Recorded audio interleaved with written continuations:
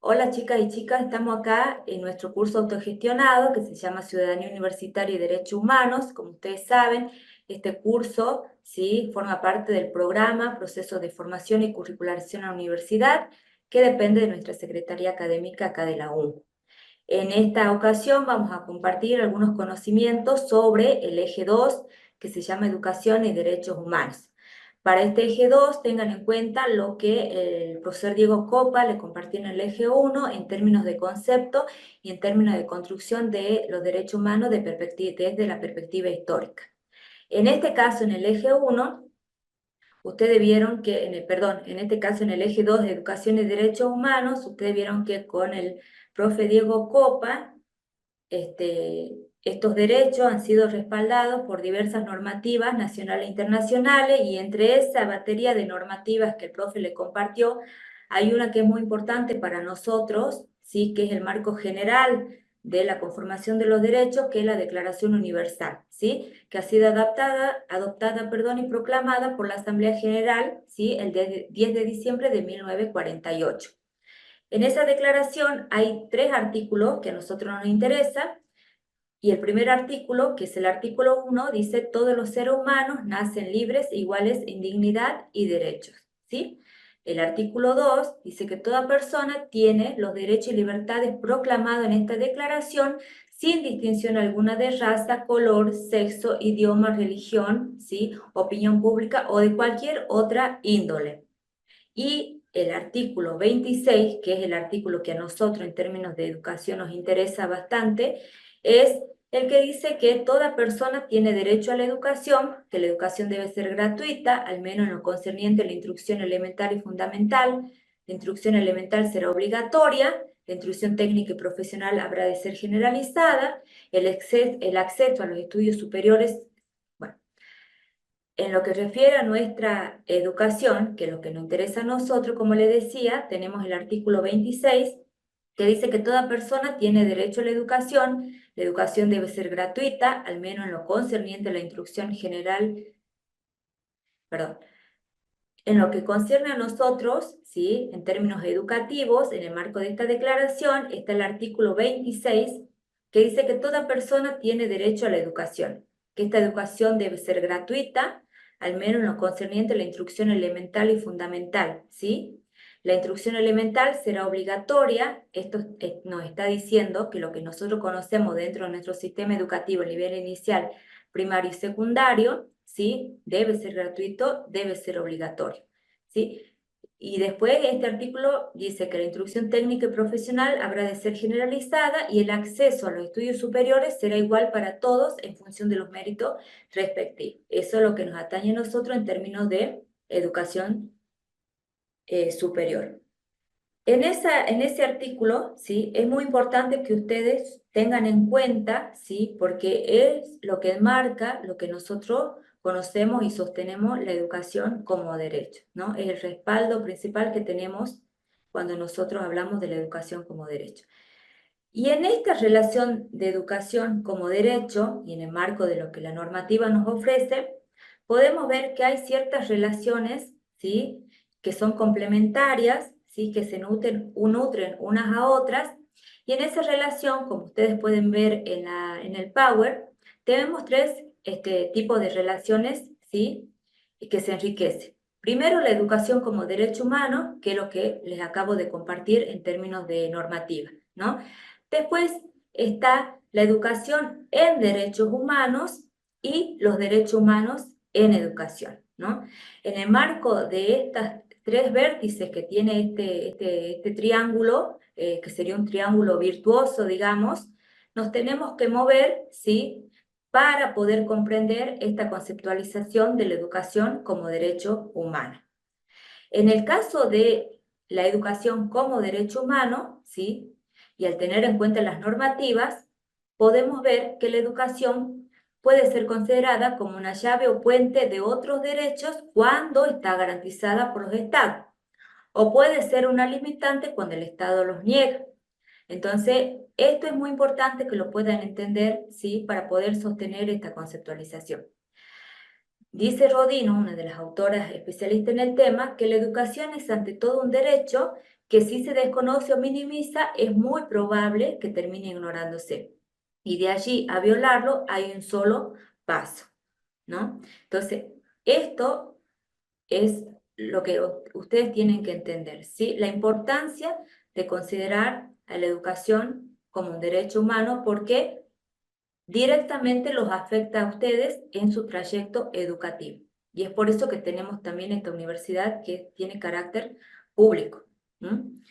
Después, en este triángulo que habíamos visto, tenemos la educación en derecho humano, ¿sí? Como medio para formar a las personas en el conocimiento y ejercicio de sus derechos humanos.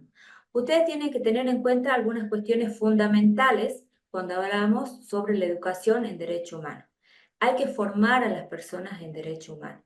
Los derechos humanos no fueron dados por la naturaleza ni por un ser superior. Los derechos humanos, que como también Diego le explicó en el eje 1, son creaciones culturales, son construcciones humanas, producto de luchas históricas, ¿no? Por lo tanto, estos derechos no se ganaron de una vez para siempre ni se adquieren de manera espontánea. Por eso es importante que cada nueva generación aprenda, ¿sí?, y ejercite estos derechos humanos y por lo tanto cada generación mayor, ¿sí?, debe respetarlos, defenderlos y enseñarlos, ¿no? O sea, que es importante, ¿sí?, transmitir, enseñar, formar en nuestras familias, en este caso en la universidad, esta perspectiva de derecho humano, porque ustedes tienen que tener en cuenta que son construcciones que no son dados de una vez y para siempre. Y por lo tanto, si nosotros tenemos en cuenta eso, hay que sostener a la educación como derecho humano, ¿no? Entonces, eso nos lleva a hablar sobre el último vértice de este triángulo, que son los derechos humanos en la educación. ¿Cómo incorporamos la perspectiva de derecho humano en nuestra educación superior? El respeto a los derechos humanos debe ser la base del funcionamiento de todo el sistema educativo. Los derechos humanos, entonces, no deben incorporarse en el mundo de la educación, sino que deben recuperarse o reconocerse porque efectivamente están allí. El enseñar y el aprender es un quehacer entre personas sujeto de derecho, ¿no? Todavía cuesta incorporar esta perspectiva de derecho en nuestros ámbitos universitarios y en ámbitos generales de la sociedad. ¿Por qué cuesta incorporar esta perspectiva? Porque así como ustedes vieron, ¿sí?, en los artículos, que la base de todo el derecho es la igualdad, la contracara de la igualdad es la discriminación. Y este es un tema que se viene estudiando muchísimo, ¿sí?, y que los teóricos dicen que hay evidencia que en nuestra sociedad, ¿sí?, hay un menosprecio por la igualdad, ¿sí? Entonces se dan prácticas sociales discriminatorias que seguramente ustedes la ven en su ámbito cotidiano, ¿sí? Lo ven dentro de nuestra universidad, dentro de nuestras aulas, entre estudiantes. Capaz que ustedes también estas prácticas sociales discriminatorias la ven entre profesores, de profesores a estudiantes, ¿sí? Entonces, esa es la contracara, ¿sí?, de considerar la educación como derecho humano en términos de igualdad, ¿sí? ¿Cómo se definen las prácticas estas discriminatorias? Son aquellas formas de obrar, pensar y sentir que sobre la base de la asignación de atributos estereotipados tienen como resultado menoscabar, restringir o anular la capacidad de las personas para poner en práctica y gozar plenamente de sus derechos.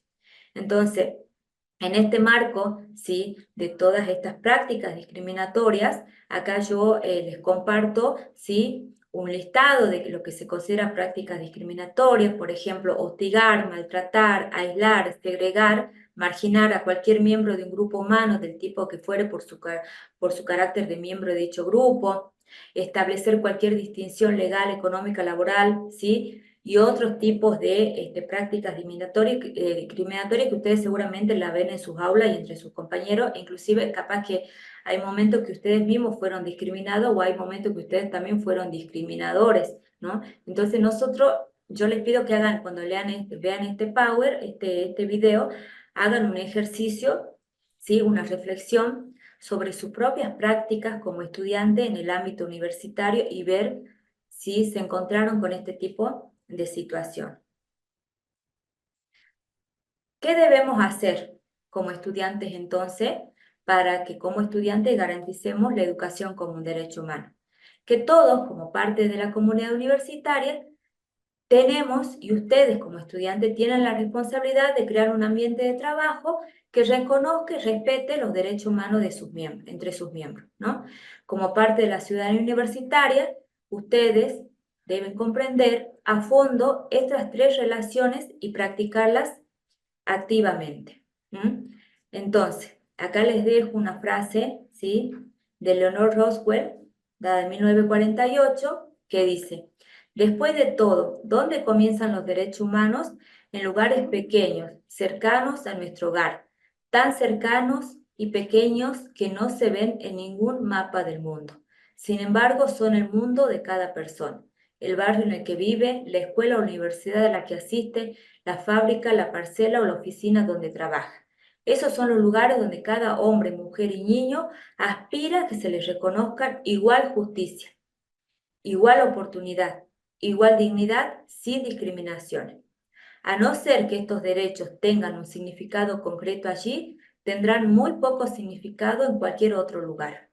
Sin un compromiso activo por parte de todos para que estos derechos tengan vigencia en el ámbito cercano a nuestro hogar, esperaremos en vano que haya algún cambio o proceso en el mundo en general. Entonces, con esto cerramos, ¿sí?, este eje.